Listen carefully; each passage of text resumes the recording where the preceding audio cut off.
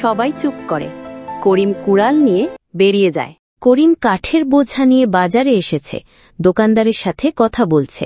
ভাই, এই কাঠগুলো দেখুন, আজ একটু ভালো দাম দেবেন, ঘরে অভাব খুব। এই কাঠ তেমন ভালো না, যা আছে তাই নাও। আহা, এত খেটে এতটুকুই, তবুও ধন্যবাদ। কাঠুরে কাঠ কাটেছে, পাখির ডাক শোনা যাচ্ছে। হঠাৎ দূর থেকে হরিণের কাঁদার শব্দ। করিম চমকে ওঠে। ওটা কেমন শব্দ? মনে হচ্ছে কেউ বিপদে আছে।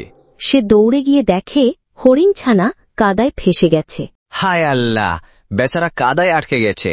কুড়াল ফেলে দিয়ে প্রাণপণে টানতে কাকে। অবশেষে হরিণছানা মুক্ত হয়। সে একটু দাঁড়িয়ে করিমের দিকে তাকায়, তারপর লাফিয়ে জঙ্গলে চলে যায়। দুনিয়ার সবচেয়ে বড় পাওনা হলো প্রাণ বাঁচানো। এটাই আমার পুরস্কার। কয়েকদিন পর করিম আবার কাঠ কাটছে।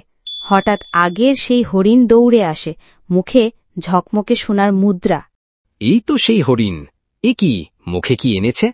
হরিণটি মুদ্রা করিমের পায়ের কাছে ফেলে রেখে চলে যায়। সোনার মুদ্রা! আল্লাহ, এ যে কেমন আশীর্বাদ! করিম ঘরে এসে স্ত্রীকে মুদ্রা দেখায়। এই আবার কোথায় পেনে? মনে আছে যে হরিণ ছানাকে আমি কাদায় বাঁচিয়েছিলাম? সেই এনে দিল।